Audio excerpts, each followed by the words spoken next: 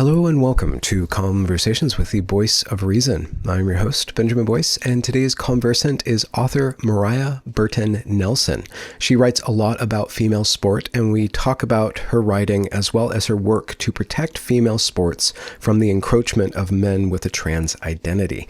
The conversation then takes a very interesting turn, and we get into abuse and forgiveness and cornhole. I didn't know that cornhole was such a nuanced athletic endeavor until speaking with Ms. Nelson. Fascinating stuff. You can find links to her work down there in the description, as well as links to support this channel.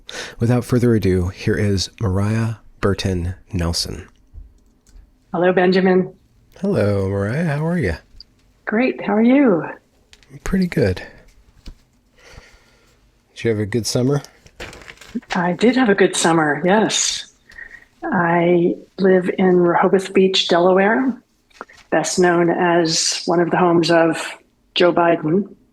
It's right on the ocean. I mean, my house is not on the ocean, but the little town is, so I get to swim in the ocean.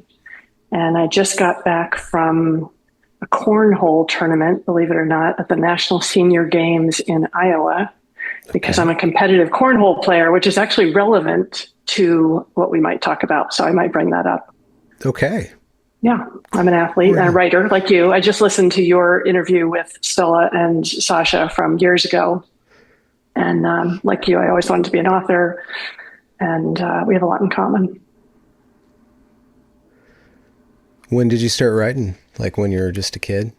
Yeah, when I was just a kid, yeah. In my case, I was afraid of it. I was afraid to fail, so I didn't study it in college.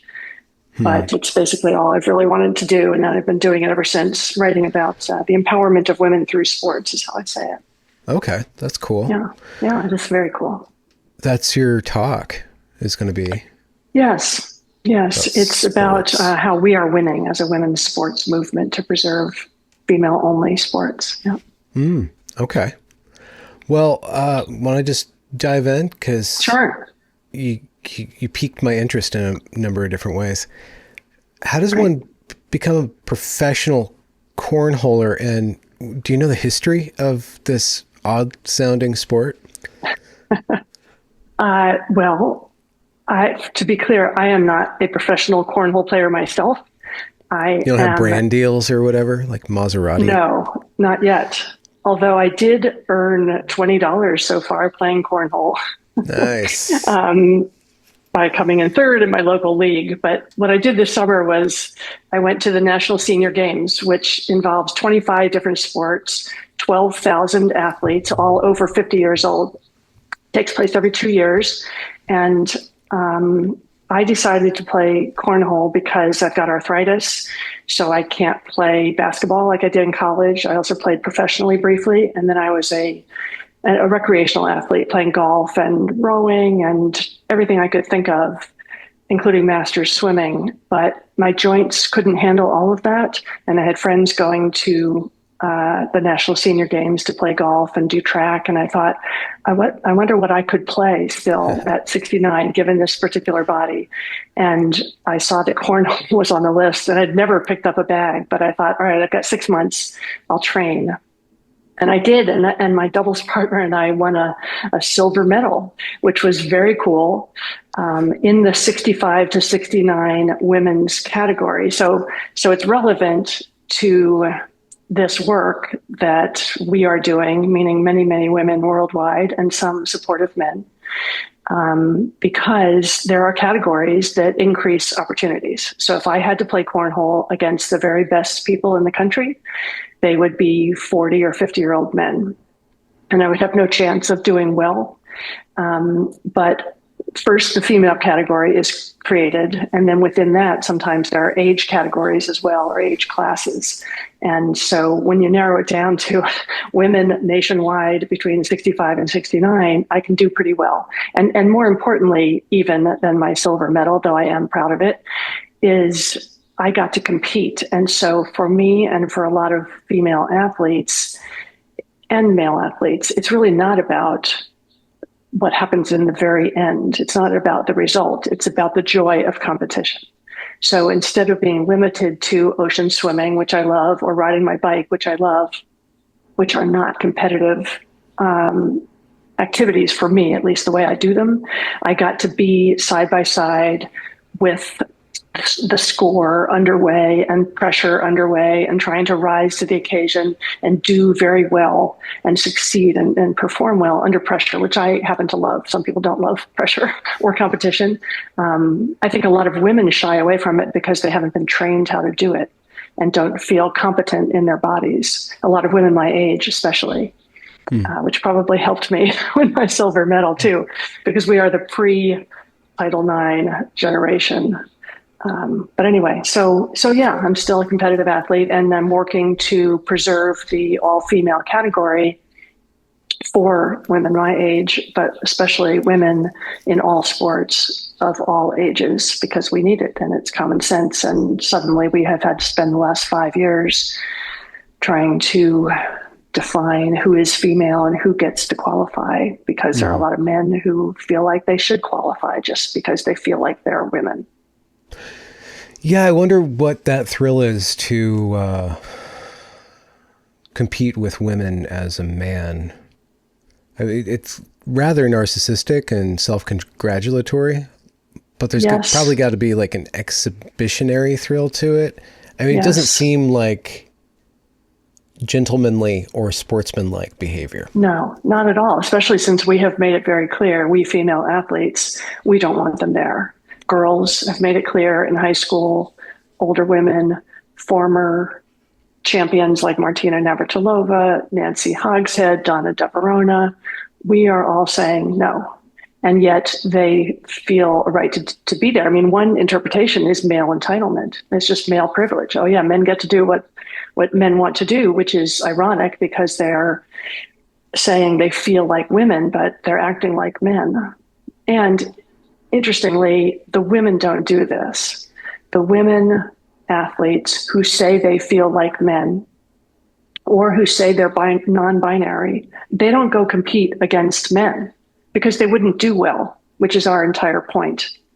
The categories are there for a reason. Men have a performance advantage. And so the women of whatever gender identity, they just compete against the women, and they do so without any major gender dysphoria. There's no big drama about it. So the mental health challenges that we are being sold by the trans activists, I just don't buy it. I think they could handle competing against men. These boys could. They could compete in the proper sex category like everybody else does, and then go about the rest of their day dressed however they want to dress. They can ask people to call them whatever pronouns they want. And it wouldn't really be a sacrifice. So yeah, I think it's male entitlement. And I think it's affirmation of them, having the world, kind of what you were alluding to with the narcissism of it, having the world say, yes, we accept you as a woman, which we don't. Well, the knock-on effects of that, or the downstream effects of allowing male-bodied athletes, let's say, into women-bodied sports, is that it knocks out women from the top tier. So those opportunities are squelched. There's less opportunity. So it's not zero sum. It's actually negative sum in that sense. Right. And it knocks them out not only at the very top, which often does happen, but even if the man comes in second or third or 10th, still the women who would have had a place in that event, there isn't room in the pool for them. There isn't room in the track for them. There isn't room on the varsity team for them. Whatever it is, a man is taking a female place, and women are not, as I was saying, taking the male place. So men just plain get more sports opportunities this way. Yeah. And I do use the word men deliberately. I know it's offensive to many trans identified people, and I'm sorry to offend people, but we don't have a problem with transgender identity or people who identify as trans. We, and by we right now, I mean women's sports advocates. We only have a problem with men and boys in our categories. So if these people were not men or boys, that would be fine. If they're girls or women, great.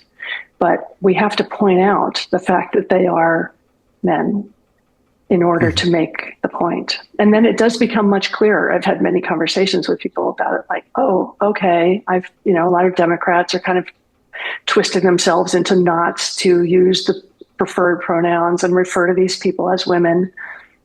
But when I describe Leah Thomas, fully intact male, walking into the women's locker room at University of Pennsylvania and disrobing in front of all these women and watching the women disrobe, then people begin to realize, oh, you're talking about a man. This is a man. Doesn't matter that his name is Leah and that he prefers to be called a woman and is swimming against women. That's the problem, is the maleness. Mm-hmm.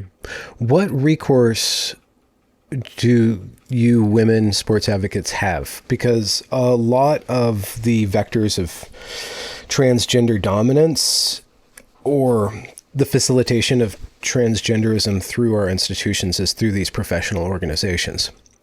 The American Pediatric Association facilitates child transition. Medical boards facilitate transgender healthcare, if that is the proper term. Yes. One would assume that it's the governing bodies, which are not government bodies, but I'm sure that there is some government overlap there, especially with schools and Title IX. Yes. They are the ones who decide the rules. So when you're trying to advocate for women in women's sports, you have to appeal to these governing bodies. And in what way have you been successful in arguing your case with that tier? Yeah.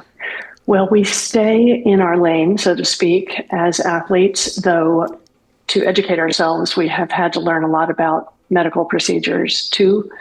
And I think they're very related. And I look forward to meeting a lot of people at the GenSpec conference in Albuquerque who are working on it from that angle, and psychology and legal angles, all of it. But within sports, yes, there are national governing bodies, and there are now 6 world governing bodies for rugby, boxing, swimming, track and field, 2 others. Darts is one of them, which sounds kind of ridiculous, but the trend is they are locking down the female category to just females, which is the way it used to be and the way it should be. And almost all of this is happening since 2023. And a lot of it is happening in 2025. Most recently, the USOPC, which is the United States Olympic and Paralympic Committee, said no more males in women's sports, and that all of the Olympic sports that come under the USOPC have to comply as well. So that is huge. The NCAA has said no more males. They're going to base it on the birth certificate. They should base it on a more sophisticated assessment, but that's a huge step in the right direction. So we have had massive success, and we're winning, and it's fabulous. And I do hope to inspire some other people as well as who are working in these different domains, and share some of our techniques, our strategies, in case there is some way for others to learn from us. Also, there is a domino effect that was articulated by a trans activist who calls himself Julia Serrano. You may be familiar with the name, a very prolific writer. And Julia Serrano says, well, the problem, they're starting to concede, obviously in sports, maybe women shouldn't have men there too.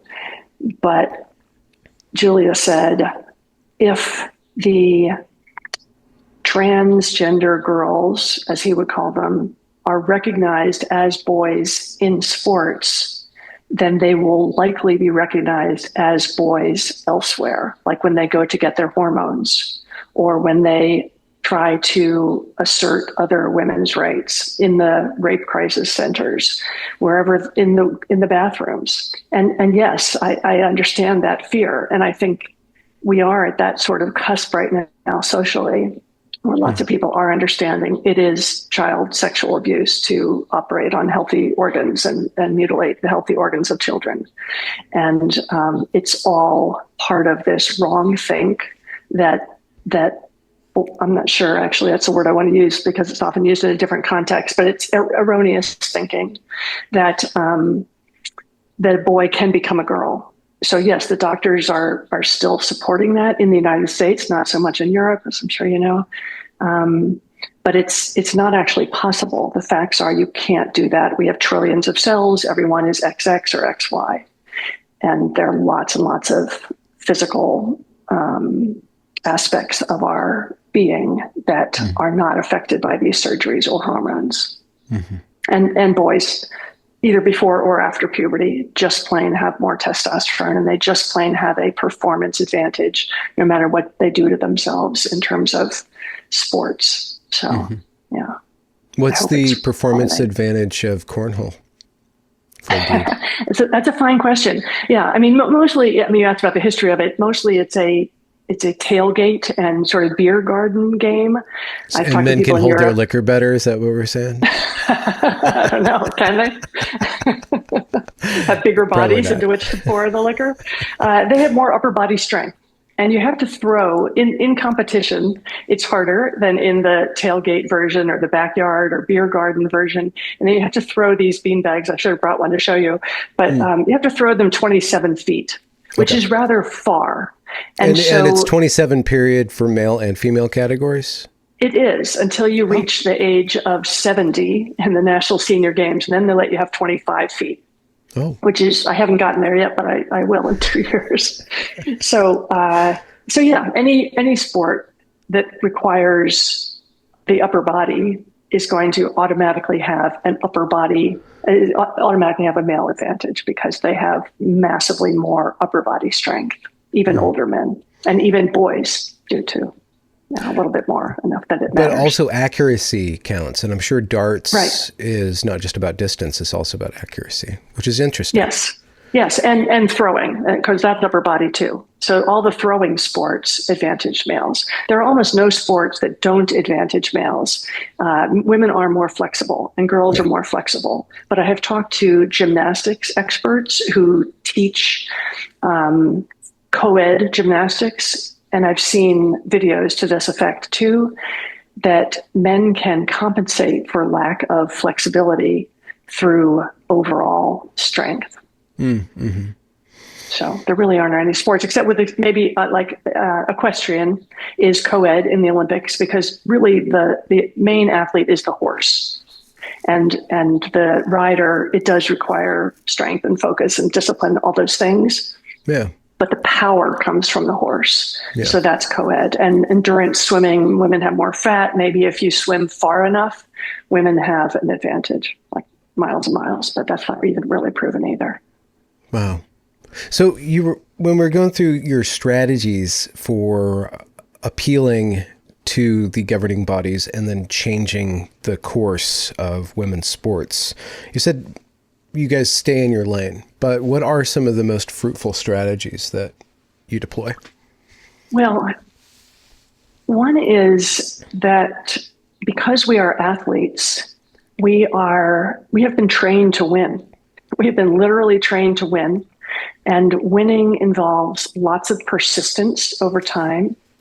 It involves lots of teamwork. So we are teaming up across political lines, which rarely happens. And I'm a Democrat. I have friends who are very, very upset with me, and I have lost friends over this. And one of the things they say is, well, how can you collaborate with Riley Gaines? She's a Trumper. She is, and I am not.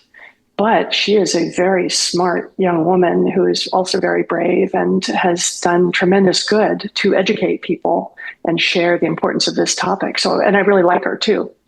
So I'm happy to partner with Riley Gaines. We are partnering with lots of people internationally too. There is an international coalition for female sport. And not all of us are athletes or former athletes, but a lot of us are. And we notice that. We say to ourselves, oh yeah, this is teamwork. This is persistence. This is knowing what it takes to win. And so that's part of what we have going for us. We also work hard, which is related to an athletic sort of discipline too. We work with organizations behind the scenes, like World Boxing. I forget if I mentioned them, but they're one that just changed their policy. And these national governing and international governing bodies don't necessarily know the latest science that we do about puberty blockers and testosterone. And we can educate them about the actual facts. And we've also partnered with a lot of scientists, male and female, Ross Tucker, Emma Hilton, John Pike. They have been very helpful, Colin Wright, in explaining the science to us, because we have taken a variety of paths in our lives since usually our athletic feats mostly were when we were younger. We'll see if I can exceed what I did in basketball in cornhole. It's unlikely. I just started, but who knows? Anyway, so it's televised. I haven't heard. I wish it were. That would be cool. Over there, ESPN does, believe it or not, televise some professional cornhole championships. Yeah. I am not at that level. That's cool. That's really cool. Yeah. So we team up, we partner with all kinds of people.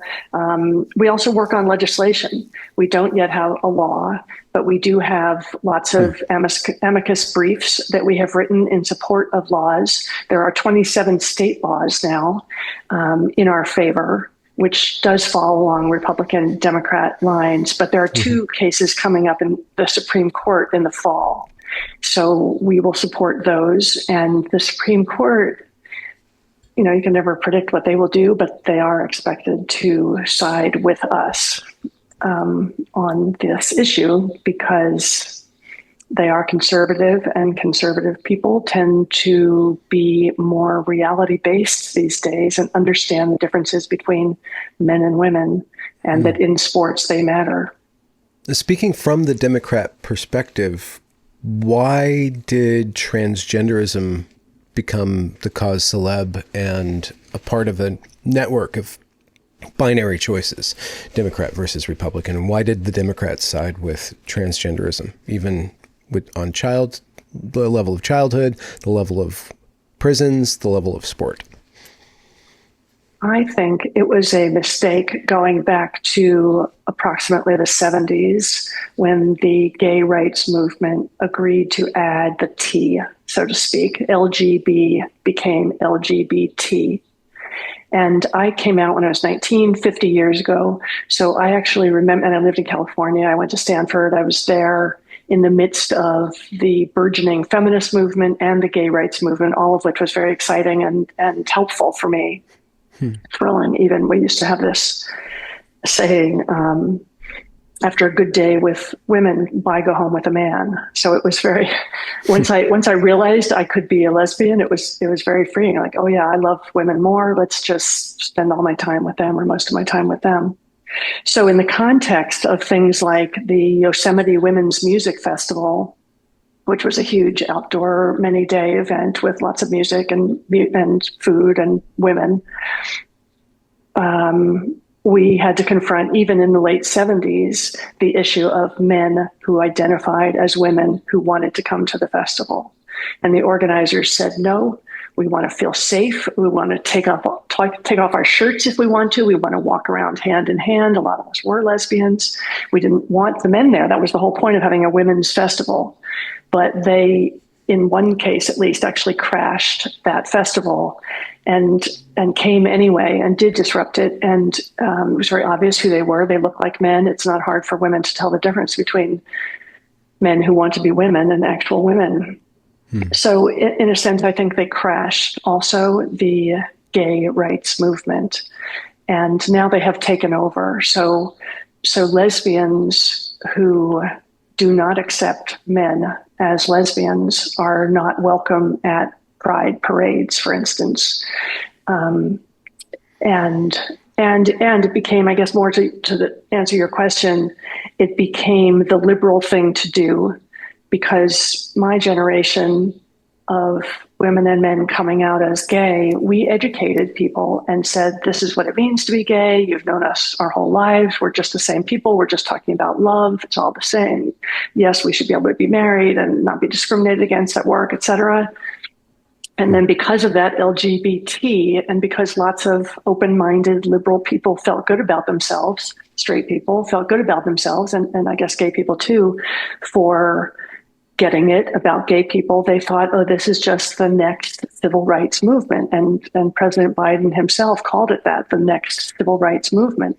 And people, of all different races who had been for civil rights jumped on that bandwagon too, without thinking about the damage to women's rights. So now we are having to backpedal, and they were working behind the scenes with those sports governing bodies before we got there. And they were changing their policies and saying, oh, well, if we just lower our testosterone a bit, then we should be able to compete as women. So we're having to undo that work and educate them and learn the science ourselves. So it's been a long struggle. Yeah. Yeah, speaking of that, because that was another question I wanted to investigate. Seeing as you guys are athletes, you're familiar with competition. What are some of the most admirable or effective competing points of view? The things that you've had to work hardest or smartest to untangle in order to win? I think the emotional blackmail is very powerful. A lot of liberal people have heard the point of view of the boy who wants to wear pink and tutus and announces when he's 3 or 4 that he's really a girl. And so why shouldn't we treat him as a girl and let him do these girl things? And otherwise he would be bullied by the boys. And so our empathy has been weaponized against us effectively. That's one way. How did you have to overcome that yourself? Or it sounds like you have a long history of being aware of these different tactics. So was there a point where you assumed one thing and then had to revise your thinking? Yes, I struggled with it. I'll just say my big awakening on the topic, besides the trans identified men who crashed the Yosemite Women's Music Festival, is Sandra Bem, who was a psychology professor, now deceased, at Stanford, and she taught the psychology of sex roles. And I took that class, and then I became her TA and her RA and took other classes from her. And she explained androgyny. She actually popularized the word androgyny.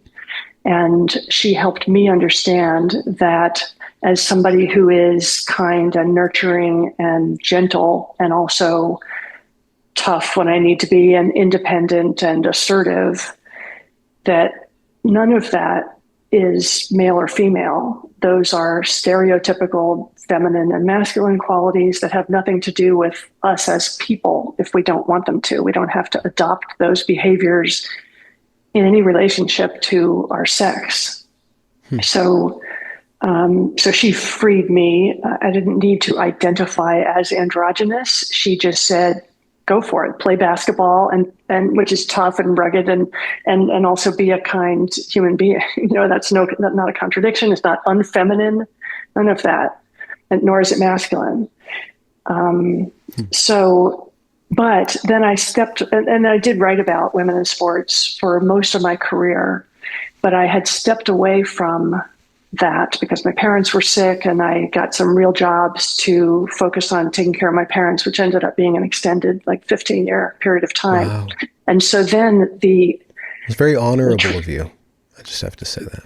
Well, thank you. I did feel like it was absolutely what I needed to be doing. And there's that certainty sometimes in life where I feel like this when I'm singing, even though I'm not a particularly good singer, I just feel like, oh yes, this is absolutely what I need to do right now, is sing. And so similarly, I loved my parents. They were divorced, so they were very separate projects. And it was hard and exhausting and also rewarding because I felt good about myself and they needed me. And I was lucky in that they thanked me all the time. So I was very lucky, and they lived a long time. So I had great parents. But yeah, I did step away, and then all of this started to heat up. So I started talking with my friend Nancy Hogshead, who is a 3-time Olympic champion in swimming. And I kept saying, what is going on and what should we do? As liberal Democrats, what about these poor trans boys who just feel like girls and they want to play girls' sports? How many are there, and does it really matter? And she would say, no, it matters. So she gradually educated me. And then the Leah Thomas event happened, which was this 6'4" man swimming in the women's championships and winning a gold medal in the NCAA championships in 2022. And it got a huge amount of media attention. I saw it on television. You cannot mistake this person for a woman. And then the stories began to come out too about the locker room and how the young women had been really coerced, abused and silenced and coerced and sexually harassed. You know, when a naked man exposes himself to a woman, that's a crime. And when he looks at a woman without her consent, that's a crime. There are reasons we have those crimes on the books of exposure and flashing and voyeurism. Yeah. So then it was a big awakening. And so then I said to Nancy, okay, got it. What can I do to help? And then soon after that, I joined the Women's Sports Policy Working Group, which includes Nancy and Martina Navratilova and Donna DeVerona, Donna Lopiano, and Tracy Sundlin. And the six of us have worked together for 3.5 years with my participation, and they were at it for 2 years before I joined. Mm-hmm. And then we joined other groups like ICONS, the Independent Council on Women's Sports. There are just 2 organizations currently in the U.S., but there are many overseas and many grassroots organizations that are not national in the U.S. too. Yeah, as I said, we're connected. We're teammates. Wow. What is your specialty or your focus in this work? Personally, I do a lot of writing because I'm a writer. So that's what I contribute to our group, and that's what I contribute along with thinking. You know, I think I'm a pretty good thinker. And then I have a Substack called Stronger Women that is focused maybe 60 or 70% on this topic. And the rest is about older female athletes, mostly personal essays. Oh. 8 of them are about cornhole, but I also talk about women retaining an athletic lifestyle as they get old, or coming to think of themselves as athletes at an older age.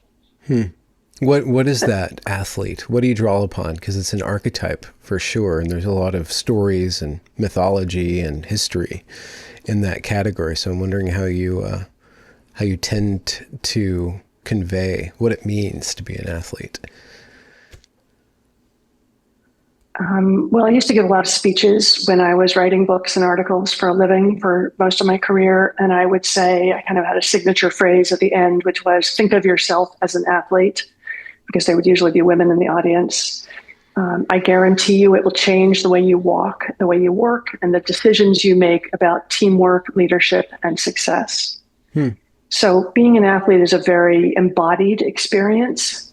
Many women around my age or older will say, oh, I'm a klutz, or I'm not very competitive, I'm not very coordinated. And that's because they don't have training and because they don't own it. They don't own their bodies. They don't learn what can their body do. Mm-hmm. But once you do, then it's a daily way of thinking, way of being, way of approaching the world that does include not being afraid to compete. A lot of women shy away from competition because it has been defined historically as male, as something men do, and men don't always do it in a way that appeals to women. If it's about dominating the enemy, like, well, no, we don't want to do that. But I have redefined competition more based on sharing an experience with someone where the two of you are inspiring each other to do your best. So in that process, you both get better, you have fun together, you learn the other person's strengths and weaknesses, and whoever wins or loses, you come out of the experience having improved and having enjoyed yourself. Mm-hmm. So I've had to re-educate women, I guess. I have tried to, still trying to, about what it means to be an athlete. But once you really do claim it and act like it, including competitive sports and fitness, then it really does change. It changes how you eat too, how you use your body, how you rest, how often you rest. Mm-hmm. Lots of things.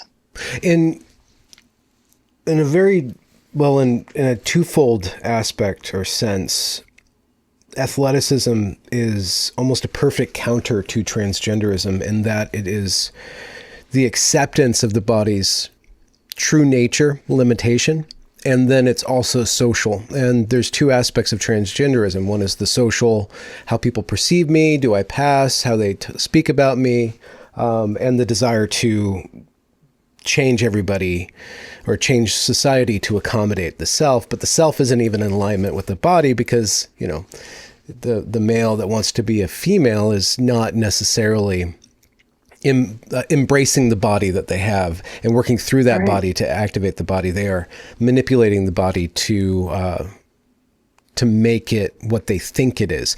But an athlete does that too. The athlete, in a way, and I'm sorry to say this, just as a matter of speaking, is kind of transitioning in a way from a state of potential to a state of actual.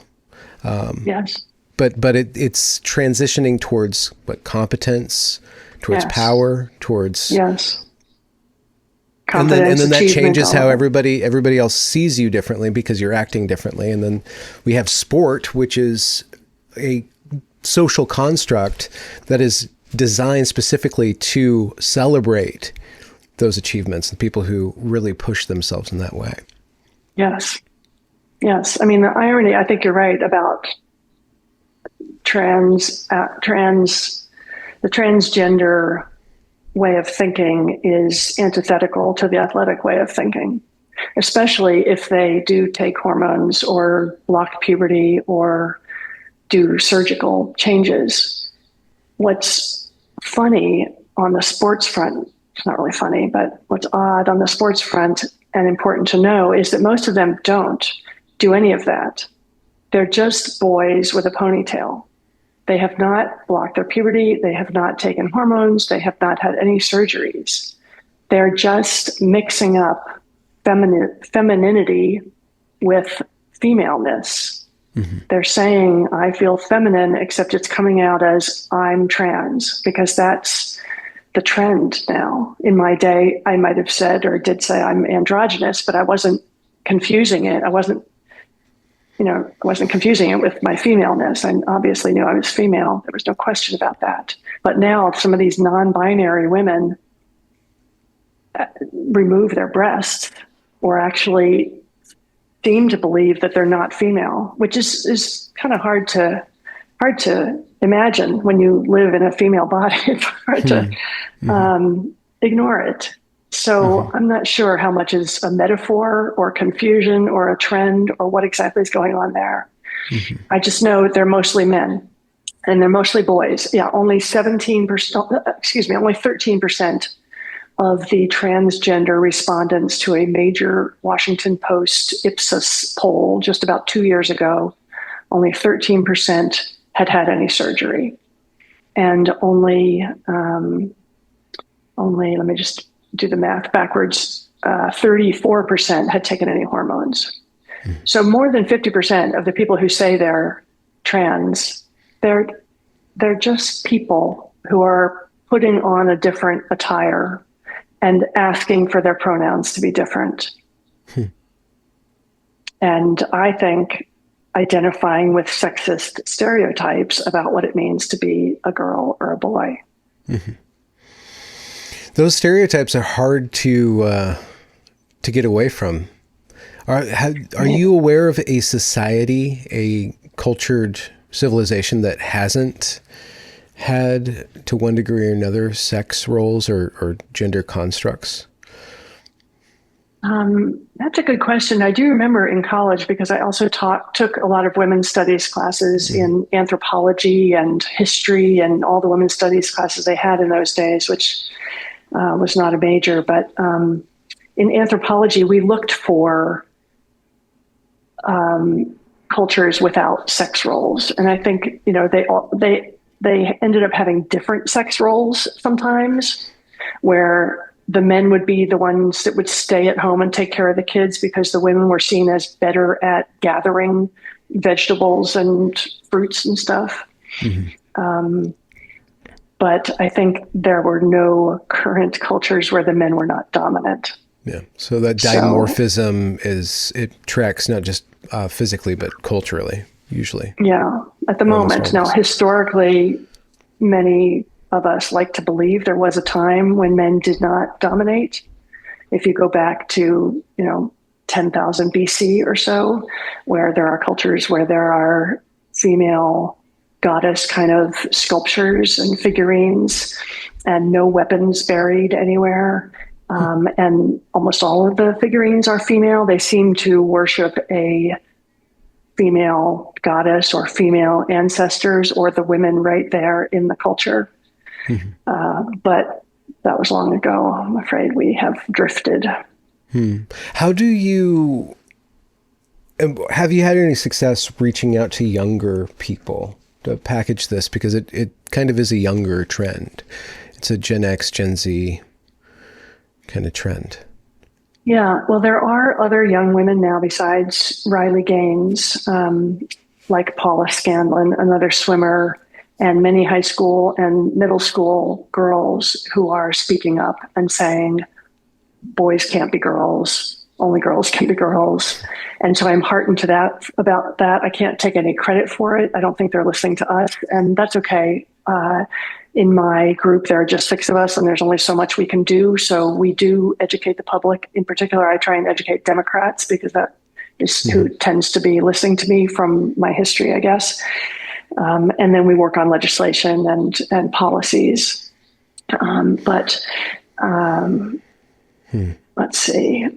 Oh, younger girls. And I've heard anecdotally that in schools, kids are getting tired of it, that they're hearing too much about gender, and that there's some backlash among sort of regular students who don't want to be asked about their pronouns all the time. I hope that is in fact a trend. It probably has a lot to do with, in the US, what state you live in.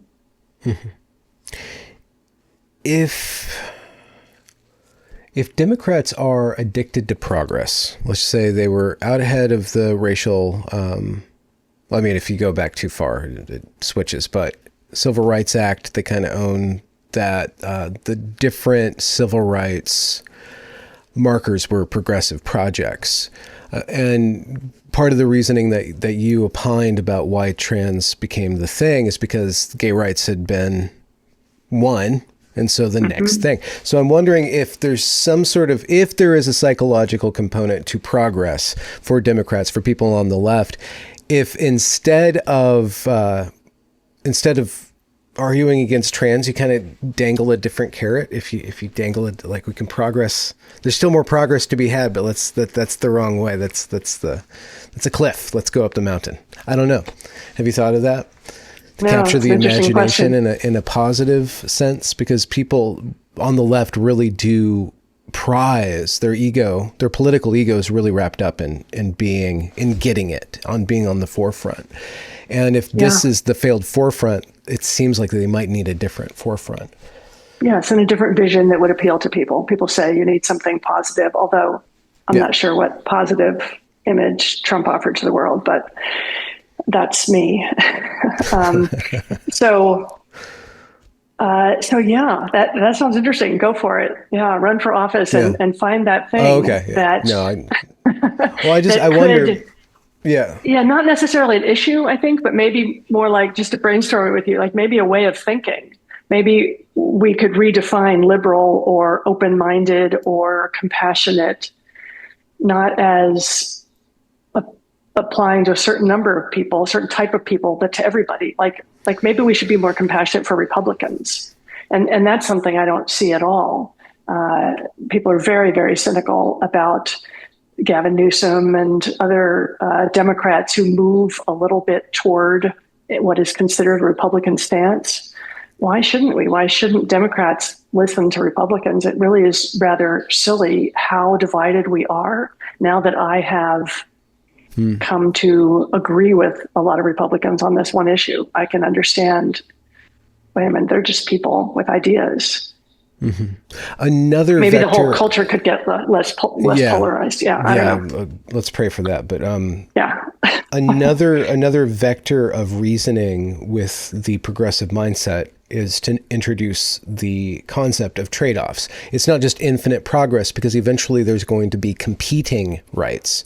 Not all rights are going to just end up in a utopia. They are always going to be competing.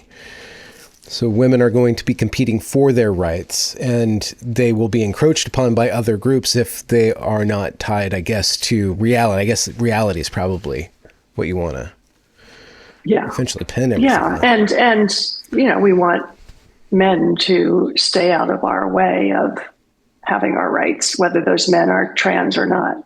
Mm-hmm. So that's a long-time feminist vision. At the base, at the core of it, is equal rights. So when you really have equal rights between women and men, it might feel like fewer rights for men. And I know it often does, because they're used to having more.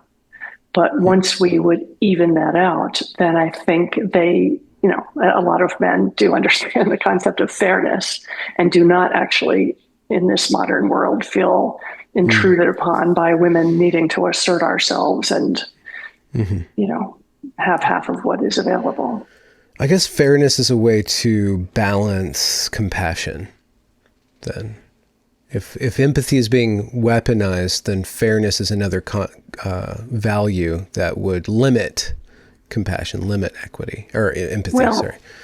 I think what else we have tried to do is center women, because the empathy conversation ends up about these poor trans people who are kids, or they're going to kill themselves, or they get discriminated against, or they feel so horrible, and in gender dysphoria, you have no idea how terrible it is. And believe me, I get hate mail telling me how awful I am, including from friends and former friends, because I don't see the world this way. But what we do is center women, like, oh, okay, I hear you about, you're concerned about those people. How about women? How about thinking about, as we did in the beginning of this conversation, about what it does to women in sports when you add men in the women's category? We win less, we get to stand on that podium less, we experience being in an unfair situation. If we're kids, we learn that the grown-ups really don't care about us as girls and women. We have to stay off the team altogether so that some boy can be there. Let's think about girls' reality. And when I do have those conversations with friends or acquaintances, they tend to appreciate it more. I feel like that is another winning strategy, is to center women. That's positive too, rather than being on the attack all the time. Right. And I do respect people's right to call themselves what they want to and dress how they want to. What were your writings about? Was it mostly about centering women? What other topics have you tackled that you've found particularly fruitful and engaging in your intellectual life? Well, the umbrella term I use is the empowerment of women through sports. Okay. So it's the intersection of sports and feminism.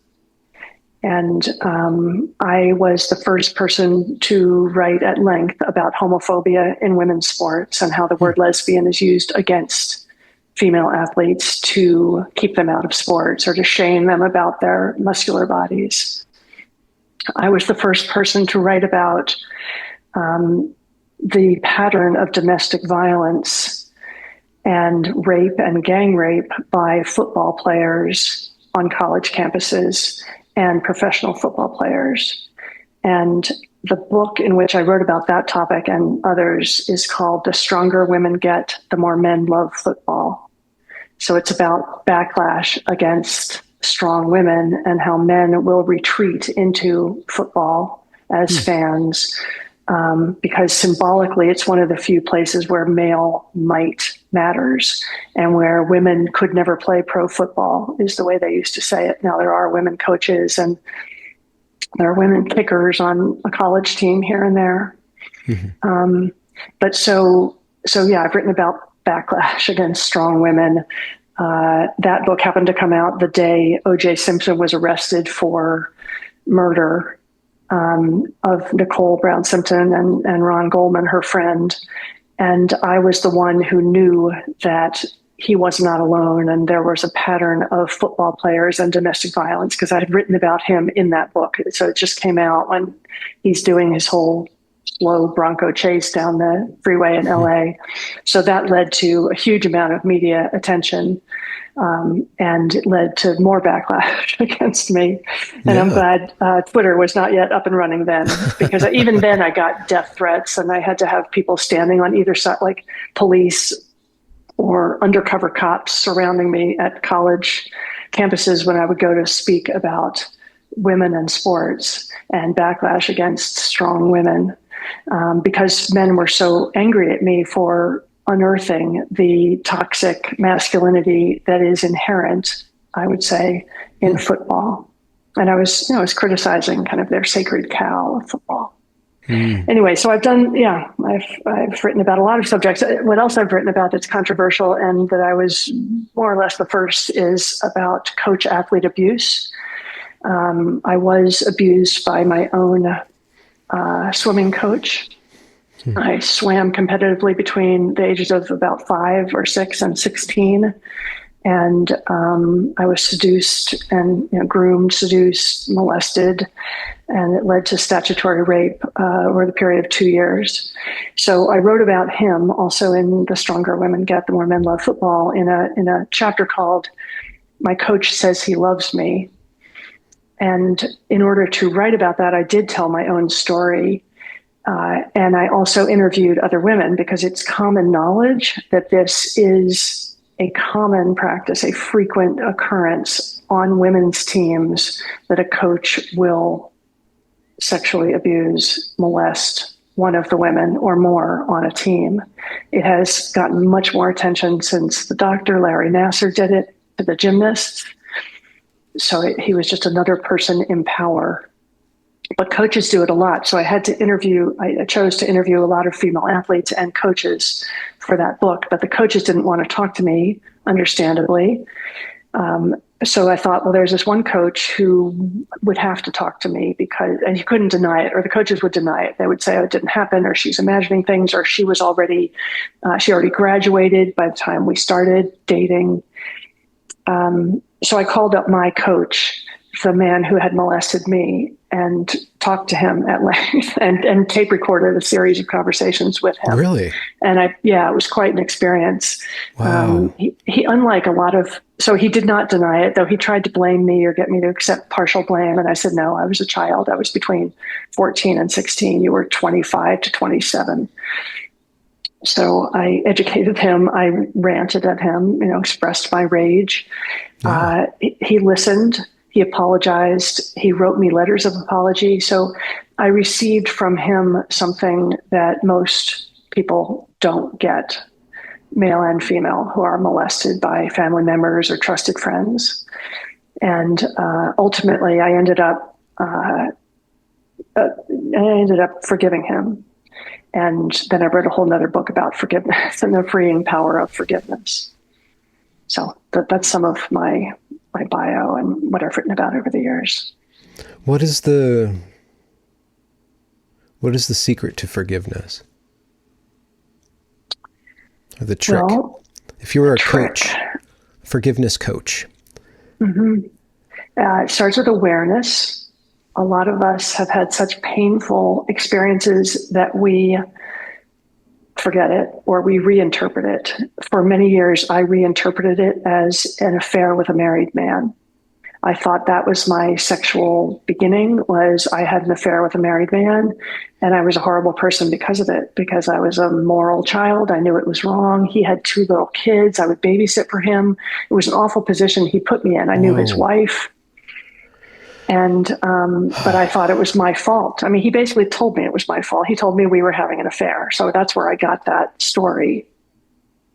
So awareness of what actually happened is one step. Another is validation. You have to talk about it somehow and have somebody mirror that back to you and validate, oh, that was wrong. He was older. He was your coach. He was married. You were a kid. You're not responsible. No wonder you feel bad about this, but you're not responsible.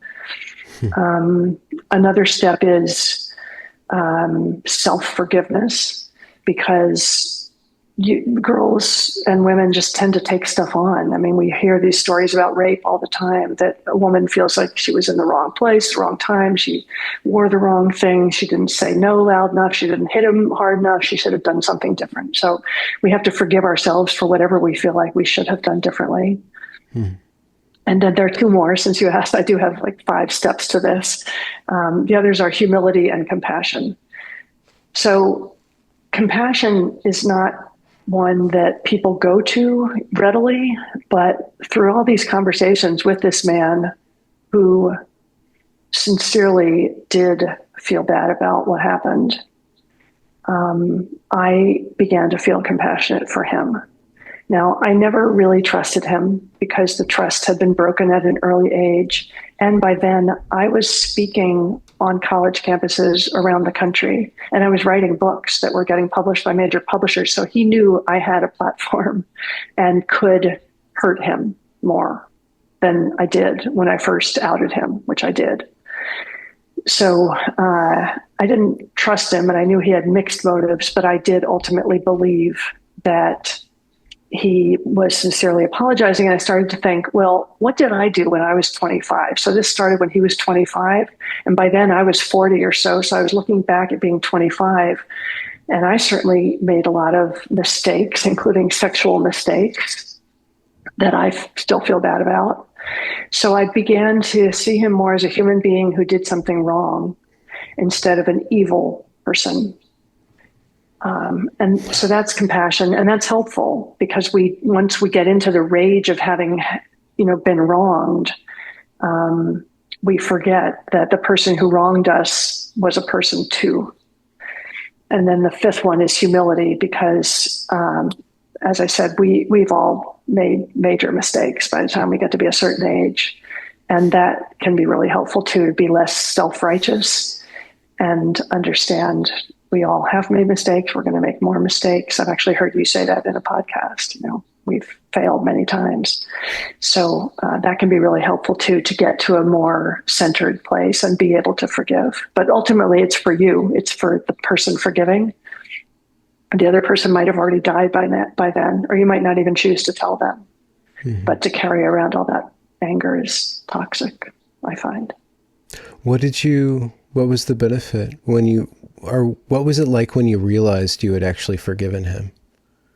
Well, it was a process, but I do feel, I joke about being a professional forgiver now, but it has become a way of life. So the smaller things too, I am just much more ready to get it, that people make mistakes. People are not trying to hurt me. If people say something cruel to me, even these friends I've referred to who I've lost over the trans issue,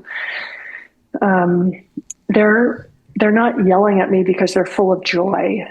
People don't act like jerks because they're full of love and happiness. They act like jerks because they're hurting or scared or whatever that is.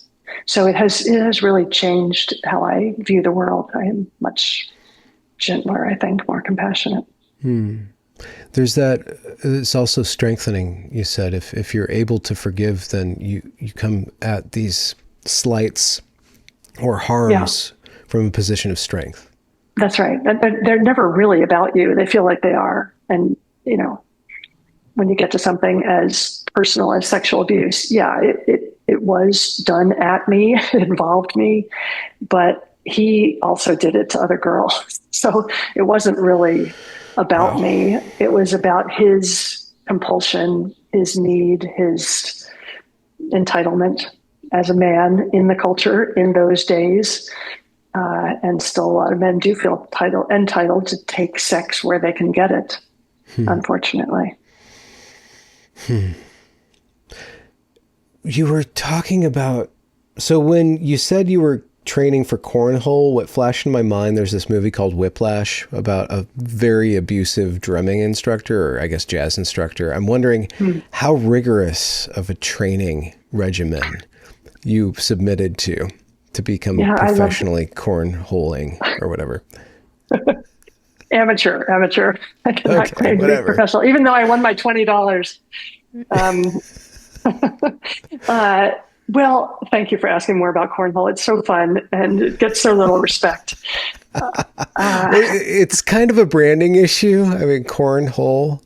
I mean, I know. that's I know. amorphous. And what are we supposed to do with that? Yes. And I don't know your sexual orientation, Benjamin. And I don't mean to presume at all. I will just say that mostly so far it's gay men who sort of can't handle that word. So it's part of their So, lexicon. It wasn't part of mine. okay. And it's an unfortunate name. There are parts in the Midwest where they call it bean bag because you're throwing these bean Yeah. bags or just bags. I wish it had a different name now because a lot of men sort of can't handle it. But anyway, well, my training, I approached it the way an athlete approaches it, but I approached it the way maybe a 40-year-old athlete approaches it, kind of forgetting that I was 69 because I Mm. had all this enthusiasm for it because I love sports, I love competing, I love training, learning new things. All of it just thrilled me, using your body to do something and gradually getting better at it, tracking your progress. And then, as I said, I love the pressure of the competition itself. There are some athletes who say, I hate losing, and I believe them, but I've just never been that person. It's about the process. So I approached it with all of that energy and enthusiasm and discipline. And then things hurt too much. So I had to back off. So my wrist hurt because I have arthritis in my wrist. My shoulder hurt because my shoulders dislocate if I'm not careful. It's called subluxation. Hmm. It's just a condition I have throughout my body. But that was a good lesson too. Like, okay, so how do I train as a 69-year-old and peak for this competition and be as good as I can possibly be given Hmm. 6 months of training and given this body? So it was a real lesson in loving the body I actually have. And I turned to my friend Nancy Hogshead, the swimmer, for coaching on this because a lot of athletes get it wrong. We overtrain at any age, and then our body breaks down. And she really helped me love, love, love, love, which is how she put it, this body now. Hmm. And then I did feel like I peaked in the early August of this year, which was when the competition was, and my Yeah. body was not too sore to do it. That kind of rhymes a bit with what we were talking about with forgiveness, because there can be a way in which bodily limitations, especially some chronic pain, can Yeah. make you resentful toward your body. And if Yes. you frame it in terms of love, then that resentment doesn't get in the way of what you want from your body, but there's a Yes. relationship that Exactly. forms.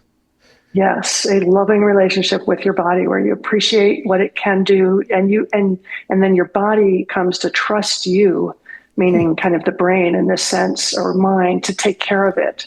So instead of me just pushing and pushing and pushing and being determined to get better and better and better at cornhole, I had to step back and say, what is my body really telling me? And wouldn't it be nice if I would listen to it? Because nobody else is going to. I don't have some external coach saying, here's the workout. I know your body. Here's what you can handle. I had to figure it out for myself.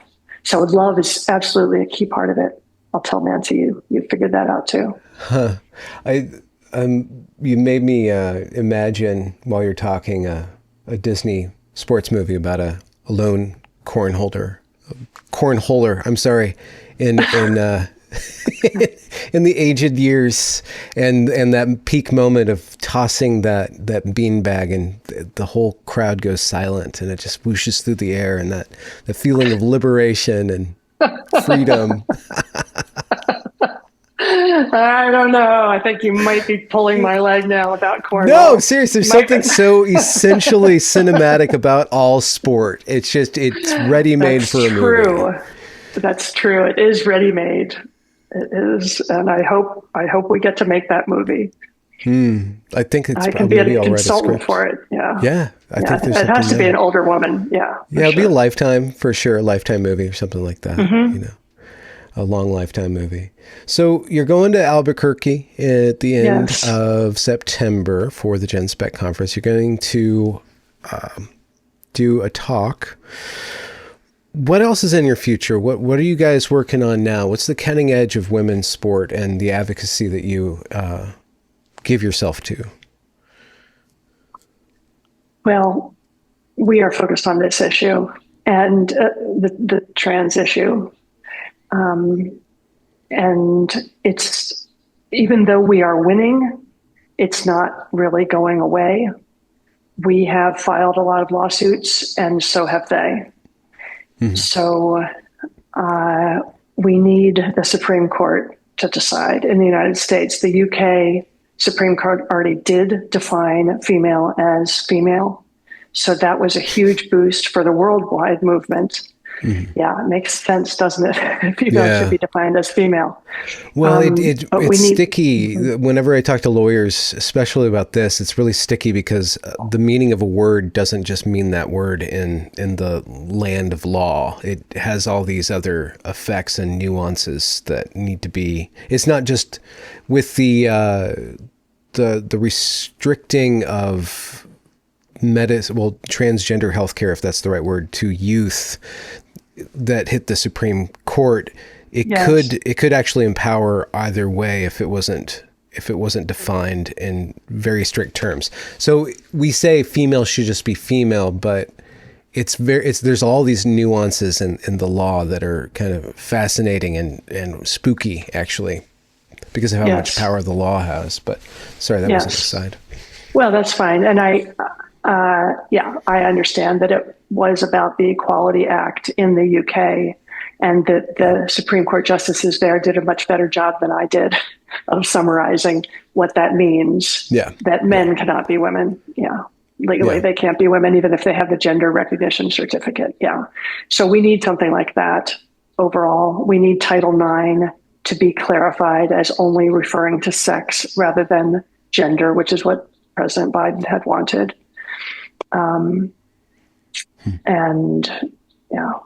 Are there briefs that are getting toward the Supreme Court? Is there anything that far? Yeah. Okay. Two focused on high schools, West Virginia and somewhere else, and they will consider them in the fall. They will hear those cases in the fall. So that could have a big impact. And then the national law, the Republicans have voted for the Protection of Girls and Women in Sports Act, which would have ensured that all of the federally funded sports organizations, including schools and colleges, would have to restrict the female category to females. Mm-hmm. And the Democrats acted like idiots and raised all these crazy specters about pulling down girls' pants and having genital inspections, would never happen. So that's embarrassing that they're acting like idiots. And worse, they're not voting for sensible laws to protect women. I mean, Democrats used to be the feminists. They were the ones leading the women's rights movement. Yeah. There's a lot of reformation on the left side of the aisle that potentially could be going on. I'm wondering how things will shake out. Yeah, me too. I find it depressing and frustrating, and I'm impatient. So I'm not very good. I'm better at writing.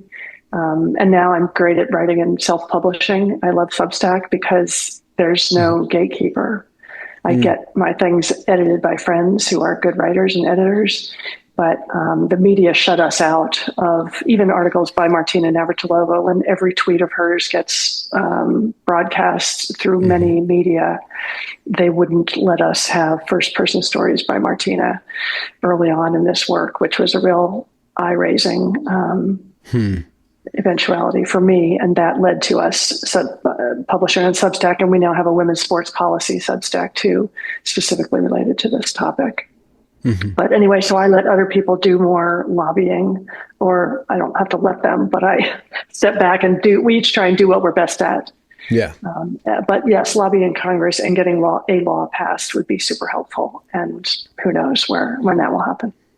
If there are people out in the audience that want to pitch in, where can they do that, and what kind of pitching in was most useful, helpful?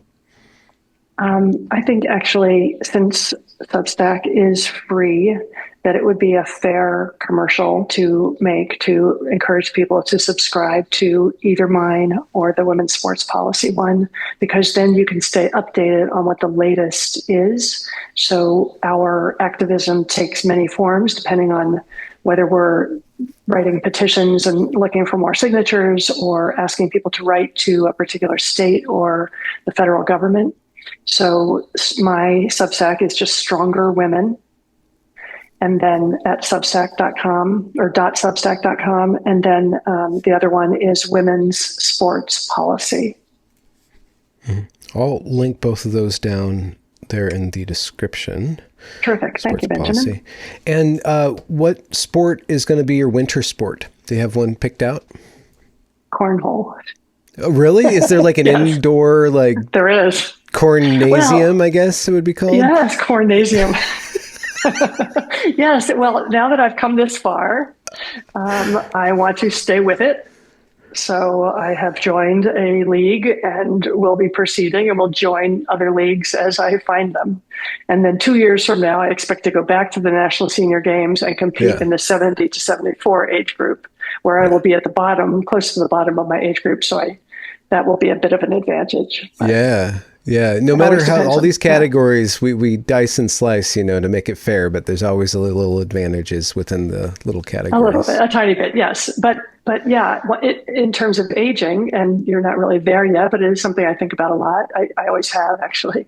It makes it, it leads to situations where people who are turning 50 or 60 or 70 look forward to it because it is a slight advantage in your category. Isn't that great? That is interesting. Yeah. It's one way to embrace the passage of time. Exactly. Little boosts and stuff.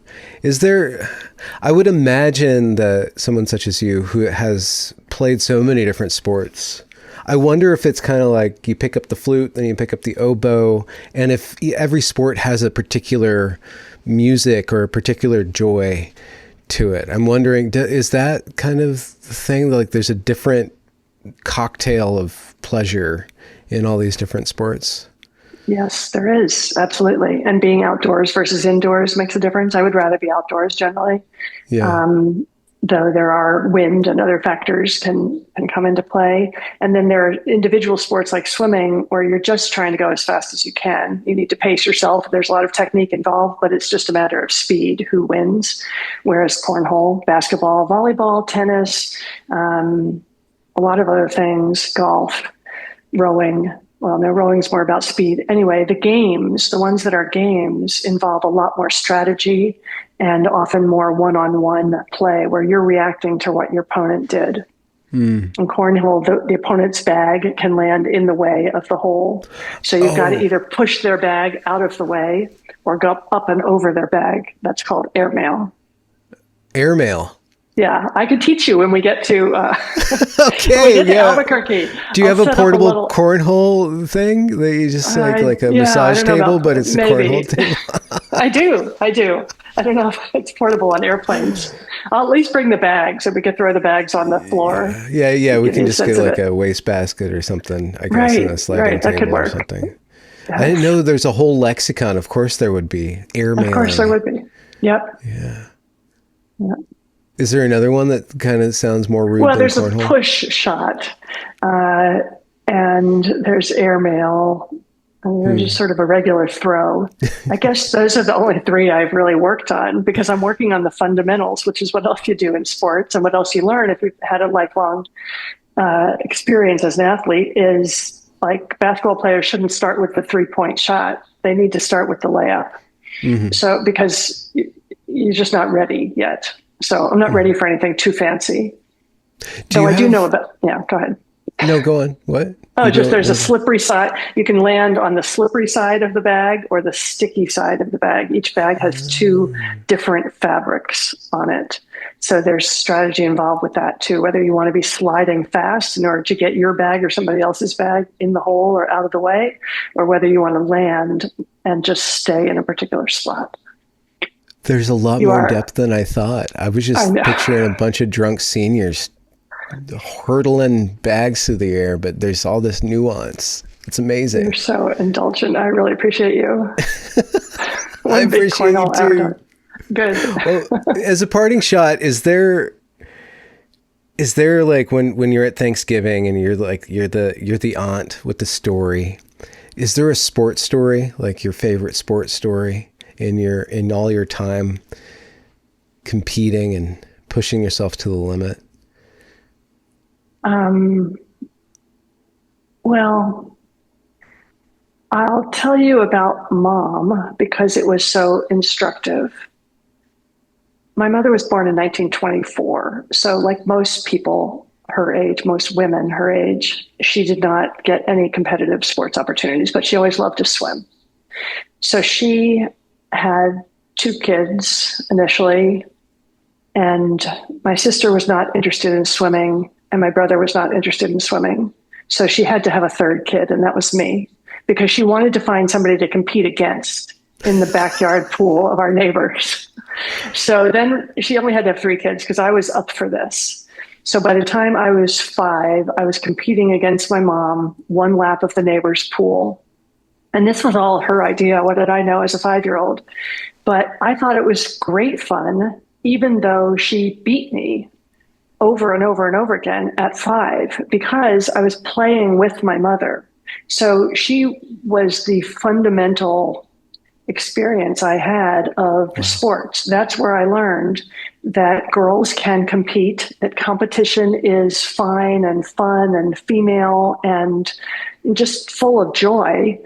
But I did notice that she was happier when she would slap the end of the pool and look around and wait for me and say, "Ha, I beat you," which she did in a very playful way. And I thought, I wonder what that feels like. I want to win too. So I joined a swimming team while she was busy practicing medicine. Mom was a great role model for me. Wow. Because she was a doctor too. And so I joined a swimming team and I got better. And of course I grew up. And so the year I was 6 and 7 and 8, we kept doing this in the summer, having these rematches, and I would get closer and closer to her. And finally, the year I was 10, I could beat my mom because, of course, she wasn't really practicing. She was busy being a doctor. But then when I would tell this story, which I have told many people, she would complain to me and say, "Actually, you were 11 by the time you beat me." So she had her pride about it all. But that was a fundamental experience of learning how fun competition is, regardless of the outcome. Wow. That's the cool thing about sports. It's just like the classic Disney, not like the weird, trashy Disney of today, but like it's a classic story that stirs the heart to hear. It's so human and speaks to our aspirations in such a primal and yet civilized way. It's the marriage of the personal and the social and the primal and the civilized. Yeah. And that's lovely. And that's all we want is that for girls too. Yeah. Just equal rights for girls, because it matters so much to who we are, how we feel about our bodies, how much we love our bodies in a society that still tells us what's most important is what we look like. Mm-hmm. Athletes are mostly focused on how we feel and what we can do. Yeah. With the body. With our bodies and minds, all of it, the whole unit. The whole shebang. Yeah.